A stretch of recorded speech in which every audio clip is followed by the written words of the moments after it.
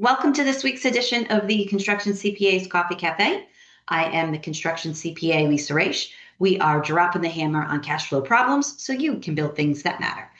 This week's topic is going to be why a simple collections system matters, right? How you actually collect your revenues, making it as simple as possible is important. So let's talk about why that actually matters. So first, we're continuing on with our overall cash flow, billing, and collection series, right?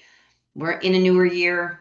Now is the time for you to rethink and reset some of the systems that you have in place. So, if you have cash issues and they're snowballing, and people are paying you slowly, what is ultimately killing your momentum? So let's see if we can help you find a better way to collect money from your customers in a more efficient manner, so that if you do have cash flow challenges, it's at least not coming from that particular portion of your business. All right. So as a contractor, how many unpaid invoices do you have right now? And then also, when was the last time somebody in your company followed up on them? So we're going to talk about collections today, right? We want to talk about how many contractors kind of get stuck after the invoice goes out and there's no other system in place beyond sending the invoice out, right? So having an actual collection system can really change things for you in your business. So why, as we talk about why does this matter, okay?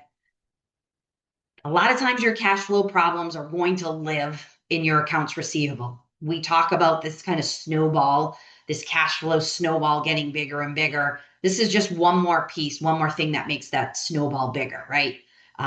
If if invoices don't get paid faster, then in some cases they may not even in your mind exist, right? So again, it just causes more cash flow challenges. If you don't have a process in place, there might be no one following up, or your follow-ups are inconsistent, or you don't want to do them at all. You're afraid to follow up with the client, right? Those all will ultimately create cash flow challenges. And just having a simple system, it does not have to be elaborate. And I think that's one of the things that we hear too often. It doesn't have to be some elaborate system, and it doesn't have to be you as the owner either. We run into that a lot too. Who's doing the collections? It's the owner. Can you in fact hand that off to someone else in your business? So again, let's keep the process simple, but it also keeps it moving, right? You've got to keep things going. But if you don't have anything and you're kind of one-offing everything, it's really hard to have, you really don't have a process in place. All right. So now again, collecting, when you talk about collections, a lot of times it denotes something very aggressive. People are trying to collect from you, right? Or the other way around. It doesn't need to be. It just needs to be consistent. And in some cases, just a simple reminder that, in fact, there is an outstanding invoice and you are looking to get paid on that invoice. So again, collections doesn't have to be negative. I want to kind of take that out of the picture too. All right, so let's talk a little bit about why kind of your cash gets stuck in this system, or in some cases in this complete lack of system because you just don't have one. So let's talk about your invoices are going to go out. All right, so then what happens? In some cases, absolutely nothing happens, right? Because you've got no process beyond that. So there's no follow-up schedule. There's no on day 5, day 10, whatever it is, day 3, day 6, whatever you've decided on, there is nothing. That isn't happening at all. And so there's an assumption internally in your business, either you as the owner or even your office manager, oh, well, they'll eventually pay. Well, we don't want, eventually we want to get them on a schedule so that they are in fact paying you in a very reasonable time frame, i.e. 3, 5, 10 days after you've sent them an invoice.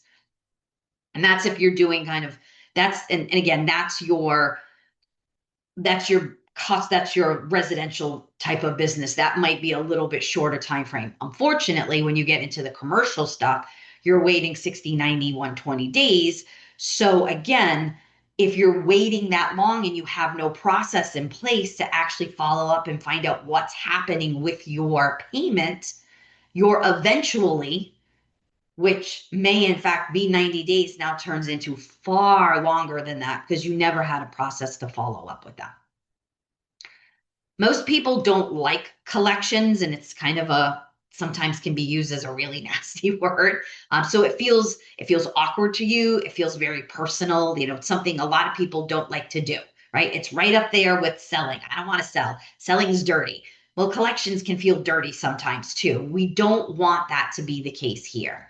Um, Nobody wants to damage a relationship with a customer. Again, if you haven't had a process to actually remind them that there's a payment outstanding, sometimes the negativity in the relationship comes 30 plus days later when you are now like, really, where is my payment? Right. So because you didn't have a process throughout this to actually just remind them like, hey, your invoice hasn't gotten paid. So you don't follow up at all. You delay them, you skip them. You're like, oh, I don't want to bother anybody. Right. We've all done that. So again, what is a process? It doesn't have to be elaborate, right? But it has to be consistent. So again, you follow up on day 5, day 10, whatever it is, day 7, day 14, whatever you've chosen to do.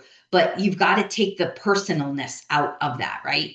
It's not you personally going after the customer. It's just, you need to collect on your invoice. So you don't want to make it negative. And so a lot of times we don't actually follow up at all because we don't want that negativity, right?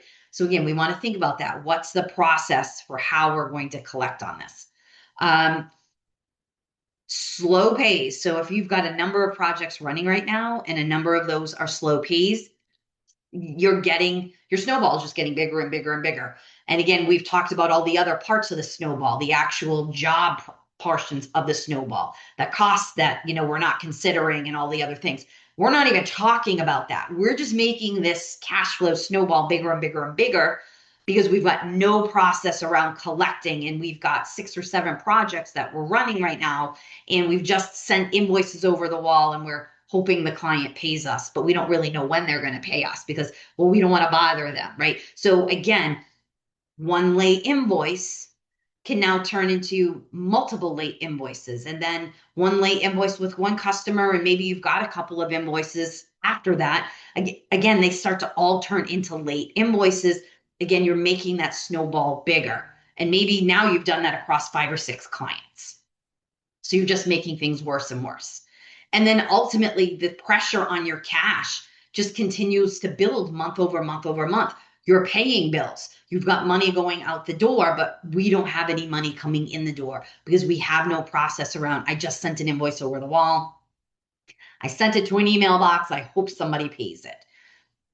Hoping is not a great way to do business. Let's see you get some process around that, right? How are you going to follow up with your clients so that you can, in fact, get paid and in a timely fashion? And then the other issue is that no one in your business actually owns the collections process, right? Maybe it falls back on you as the owner because you've not, delegated it to someone else. So maybe it's just not clear, like who's responsible for it. Is it you, the owner? Should it be your office manager? Is it the PM who's working on the project, right? Who does it live with? So it's possible there's just no collections going on because nobody knows that it actually lives with them. So that's another issue too. You not only don't have a process, but you don't actually know who the person is that owns the process, right? And so your invoices are going to sit unpaid. They sit unpaid longer and longer. And then again, your cash flow snowball just gets bigger and bigger and bigger and bigger.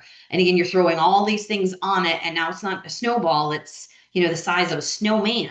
So again, you've got to be clear on what's happening when it comes to collections. Does it all have to live with you as the owner? No, but you've got to be clear as to who either all of it lives with or portions of it live with so that you can in turn follow up and say, hey, are these things happening? Are we following our own process that we created? So what are some of the the things that you can do today, right? Actionable tips and takeaways for today, right? What can you do today? Well, first, you've got to create a simple follow-up timeline. So for example, reminders at 7 days, you call at 14 days, you follow up again at 21 days. That's just an example. It doesn't have to be the way that you do it, but you've got to create your timeline. How often and what are you doing at each of these touch points in order to get paid? You need to use the same message every time. So use a script. When it comes to emails, these are the types of things that create email templates. So if you're emailing at 7, 14, and 21 days, it is a template email. It is not being drafted by someone it's just literally a copy and paste. It has the tone that you need it to have for 7 days, 14 days, 21 days, whatever it is. And it's consistent customer over customer. So there's no concern that this one email was drafted with a tone that the client didn't care for. It's no, we have all of our emails or our scripts for when we call, but all of that is built out for wherever in this process we are, 7 days, 14, 21, 30 days, whatever it is. You have that all broken out, and it's the same thing over and over again, regardless of the customer and regardless of the time frame. You need to track the invoices that still remain open on a weekly basis. It's not something that you look at once a month, every quarter. You need to know if someone's, 7 days out, 14 days out, 21 days out. It's easier to deal with it every 7 days versus every 30 or 60 days. And now your collections are so far out of control that now it almost becomes an adversarial relationship trying to collect that because you're so far gone. It's a lot easier, again, when it's consistent. It's the same message over and over again. And again, it's done weekly. So now, the last time we followed up with a client was 7 days ago, not 37 days ago, which makes it, again, a little bit harder now for you to collect because now the tone has changed because we're so far out.